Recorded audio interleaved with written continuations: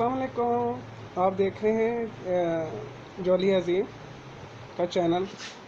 आज मैंने बनाया है ब्रेड स्लाइस चीज़ पिज़्ज़ा। ठीक है, तो ये आपके सामने इतना ब्यूटीफुल लग रहा है। अब इसे मैंने 1 चम्मच मैंने मक्खन लगाया और एक चीज़ स्लाइस लगाया, स्प्रेडेबल जो होता है, और उस पर मैंने केचप डाली है थोड़ी सी, और एक अदद हरी मिर्च। अब मैं इसे थोड़ा सा बेक कर लूँगा तो ये परफेक्टली तैयार हो जाएगा। मेरे चैनल को लाइक करें, सब्सक्राइब करें, कमेंट्स करें और शेयर करें।